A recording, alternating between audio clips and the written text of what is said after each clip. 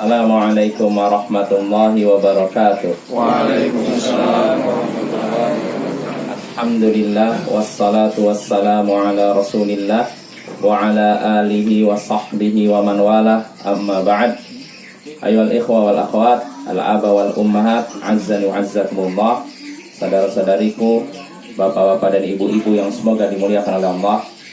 Seperti biasa di malam Rabu kita mengkaji pembahasan tauhid atau akidah menggunakan kitab tauhid karya Syekhul Islam Mujaddidud Da'wah Muhammad bin Abdul Wahhab rahimahullah.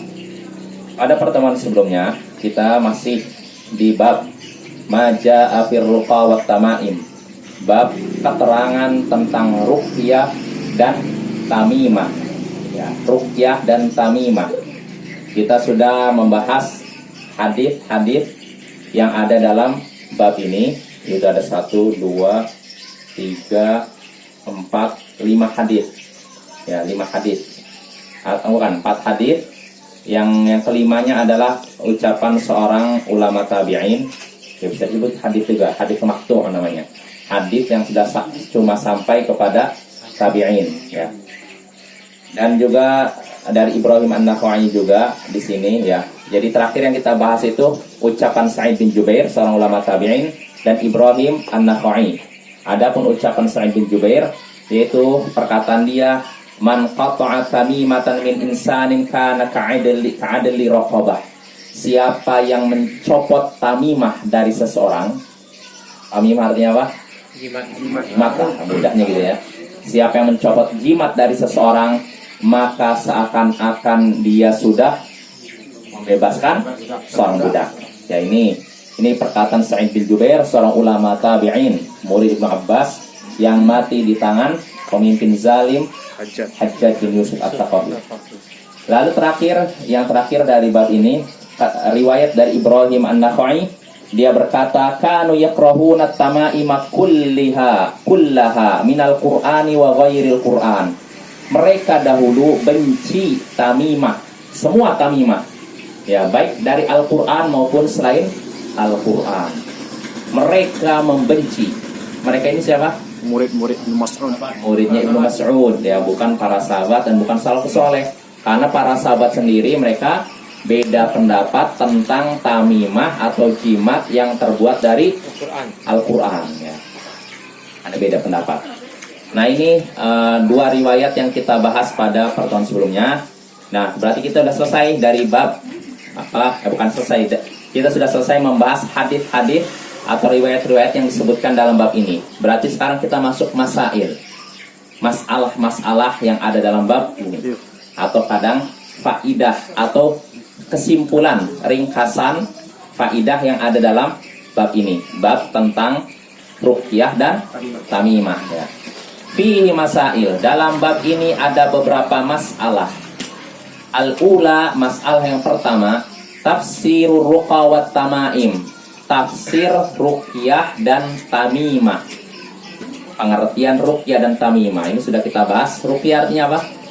Jampi-jampi. Jimat, ya. Nah, jimat atau diterjemahkan bahasa Indonesia jampi-jampi. Sesuatu yang dibaca. Ruqyah itu kata roqa, artinya membaca, bacaan. Bacaan apa? Ya tergantung. Kalau ruqyah di zaman jahiliyah, bacaan apa? Sihir. Bacaan yang berisi permintaan kepada jin. Nah, adapun ruqyah dalam Islam, tentu saja bacaan-bacaan ayat Al-Quran atau doa-doa Nabi atau doa secara umum. Yang penting syarat ruqyahnya sudah harus dipenuhi, yaitu 3. Pertama, tidak mengandung syirik dalam ruqyah tersebut. Kedua, menggunakan kalimat yang dipahami, ayat Al-Quran, hadis, bahasa Arab atau selain bahasa Arab tapi dipahami. Walaupun sebagian ulama menyatakan nggak boleh selain bahasa Arab, harus bahasa Arab. Yang benar boleh dengan syarat bahasanya dipahami. Ini kedua. Lalu ketiga, syaratnya apa? Meyakini bahwa ruqyah itu tidak berpengaruh dengan sendirinya, melainkan dengan izin Allah. Ya, kalau 3 syarat ini tidak terpenuhi, maka ruqyah terlarang. Nah, maka dengan ini bapak-bapak mudah kita menjawab pertanyaan sebagian saudara kita. Saya datang ke seorang kiai atau buya, lalu dia ngucapin kata-kata apa nggak jelas, saya nggak paham apa yang diucapkan dia. Nah, kalau sudah tidak jelas seperti ini, itu tanda-tanda dia bukan menggunakan ruqyah yang disyariatkan. Itu ruqyah terlarang. Bahasa-bahasa yang tidak jelas, apa kalimatnya, apa artinya, atau menggunakan bahasa-bahasa kotor. Seperti yang sudah saya singgung pada pertemuan sebelumnya, kisah seorang kiai yang katanya meruqyah orang yang perutnya sakit, perutnya membesar, tapi diperiksa oleh dokter tidak ada penyakit dalamnya. Maka didatangi orang ini datangi kiai bersama keluarganya, lalu kiai ini mengucapkan kata-kata kemaluan dalam bahasa daerah lah gitu. Kemaluan laki-laki dan kemaluan perempuan. Setelah dibacakan ini, katanya sakitnya langsung hilang. Nah, jadi ketika diruqyah katanya, anggota keluarga pasiennya tertawa. Karena apa? Dianggapnya lucu, kok meruqyah tapi kok mengucapkan kata-kata seperti itu. Nah, tapi katanya setelah itu langsung sembuh. Nah, ini ada yang sering terjadi Bapak ya. Tapi kalaupun itu benar-benar terjadi, dan katanya disebutkan terjadi, itu merupakan ruqyah yang terlarang. Ya, dalam Islam nggak boleh seperti itu. Masa kata-kata yang harusnya disembunyikan ini diumbar begitu, dijadikan jadi seakan-akan seperti lelucon.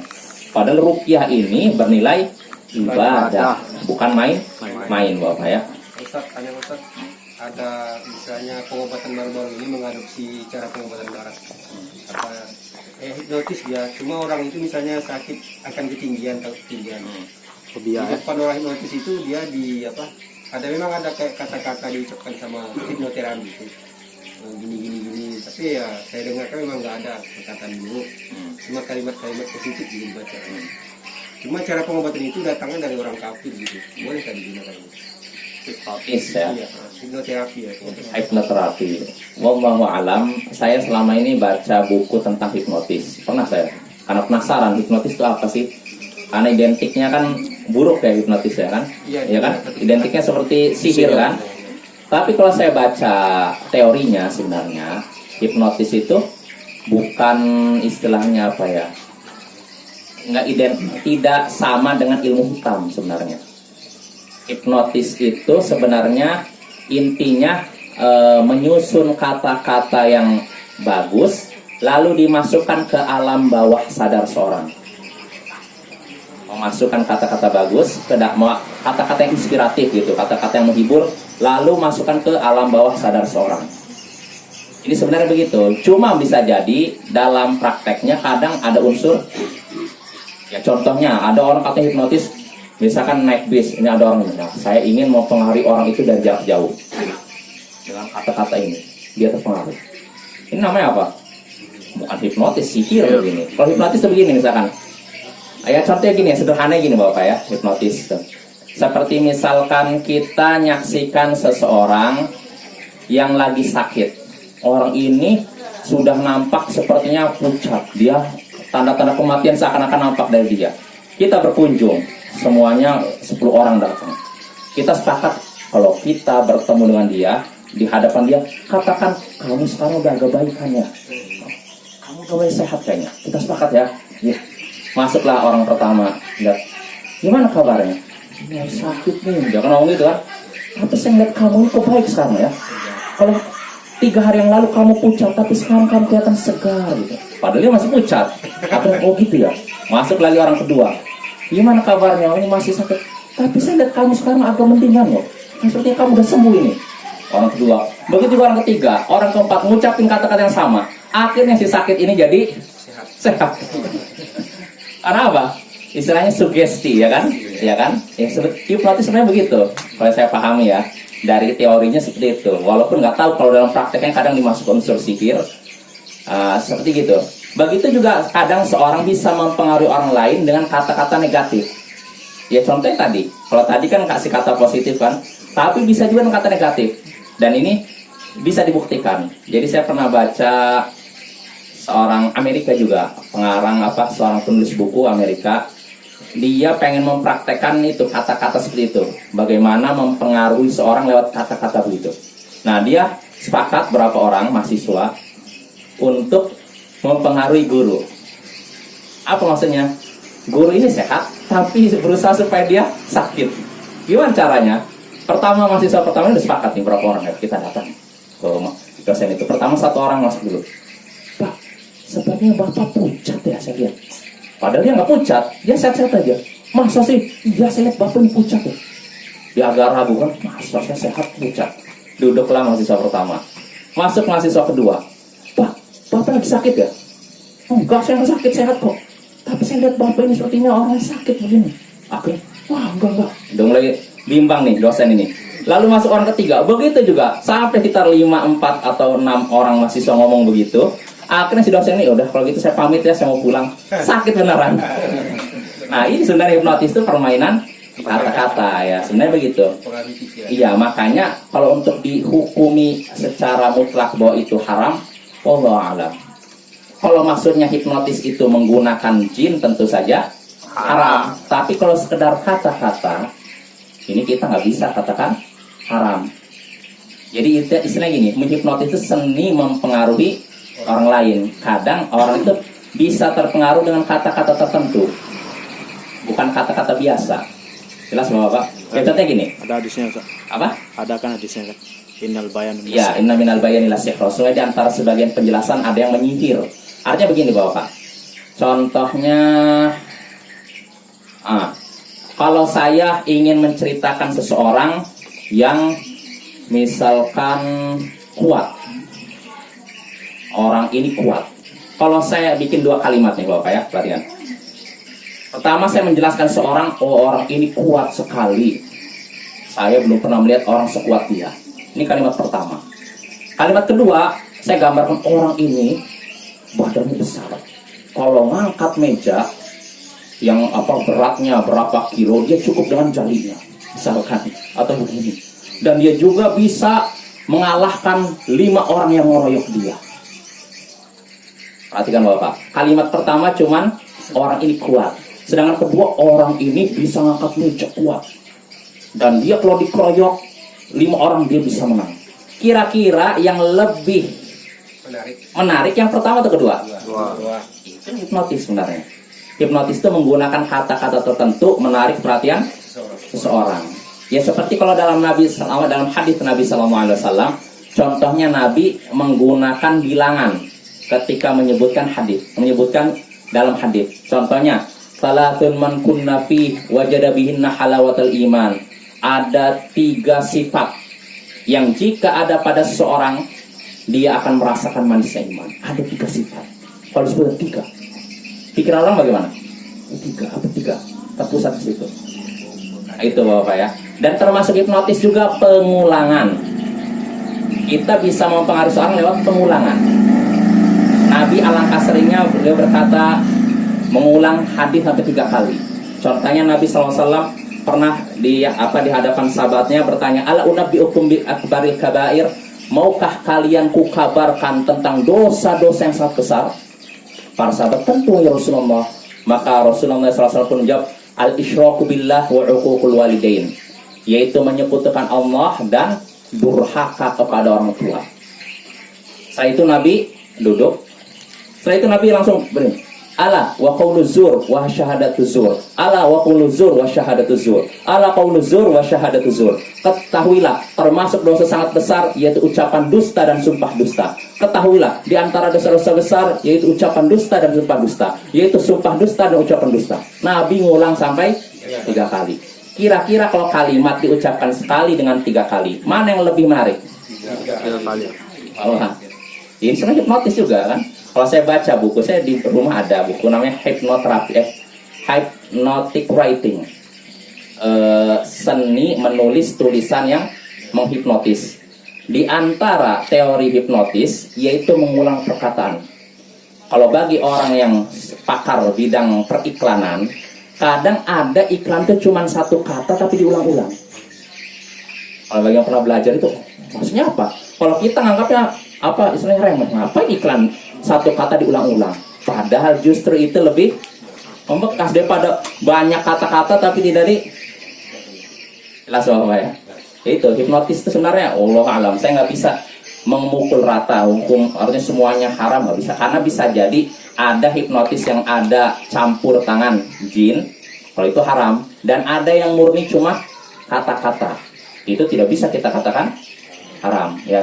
Contohnya saya juga pernah dengar dari seorang Ustaz Arifin Badri, ya, beliau cerita nih.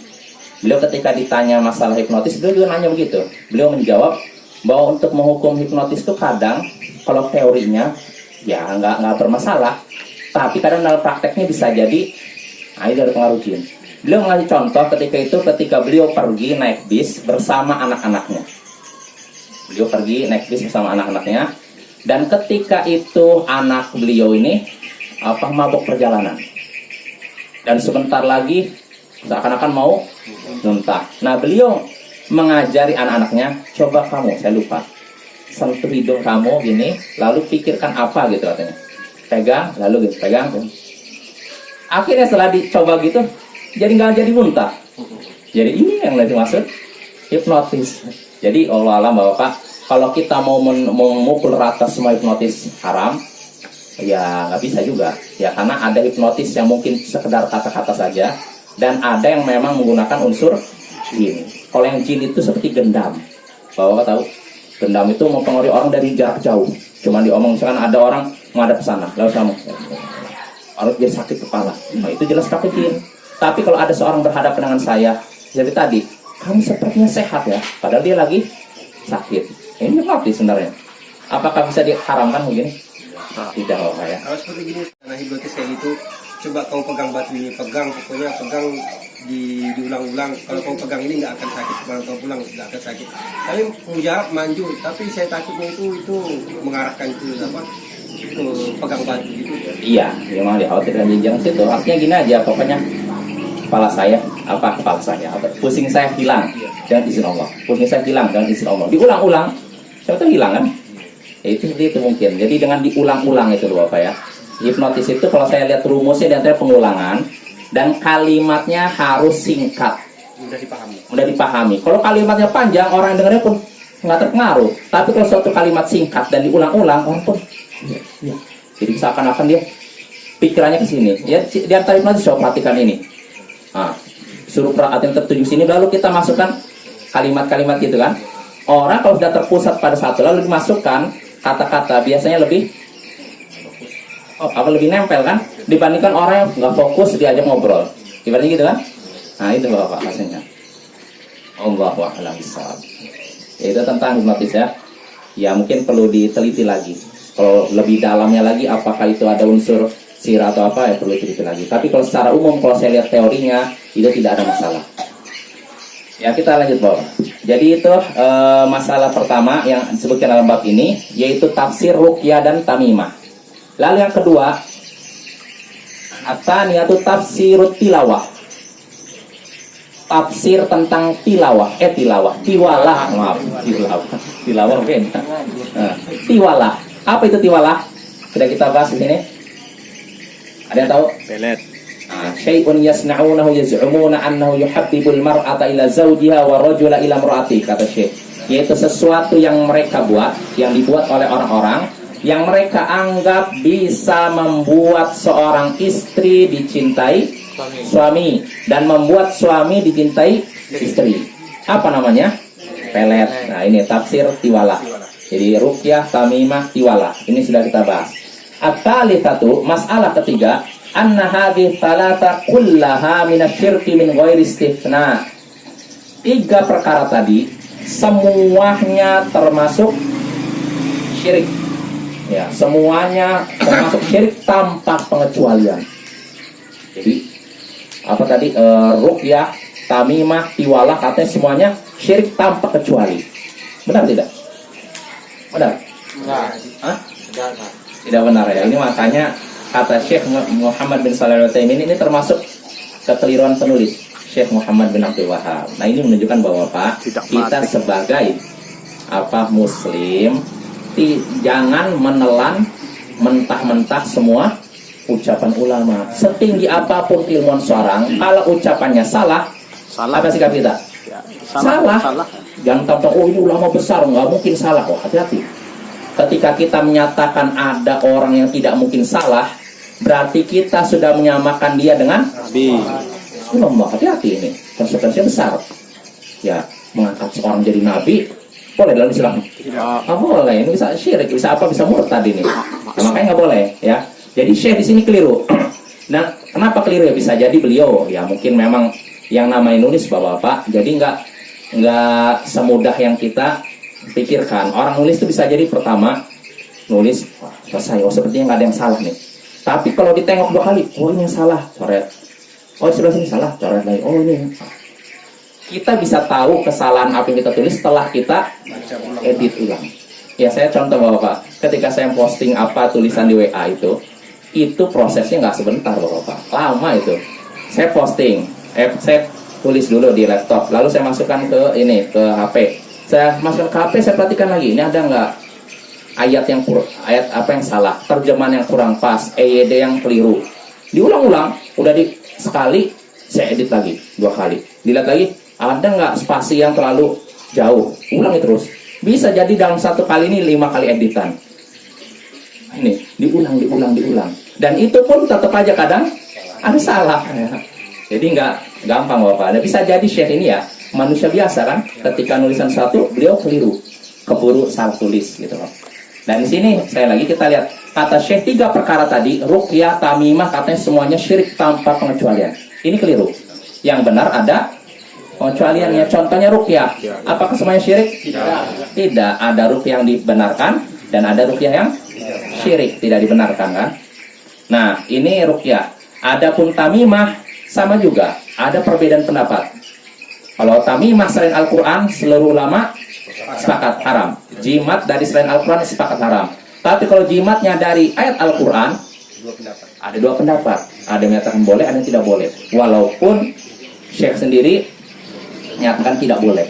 Dari lahir pembahasan beliau menyatakan tidak boleh. Jadi jimat mau dari Al-Quran maupun selain Al-Quran tidak boleh. Nah jadi nggak bisa dipukul rata semuanya syirik tadi ya. Ruqyah, tamimah, tiwala. Adapun tiwala iya. Pelet, apa ada yang pelet diperbolehkan? Tidak. Boleh, mungkin istri dandan, cantik mungkin, lalu di hadapan suami kan dia melet. Itu ilmiah itu. Apa? Itu ilmiah. Ya, adapun peletnya dengan menggunakan apa bacaan tertentu ini haram ya. Ya.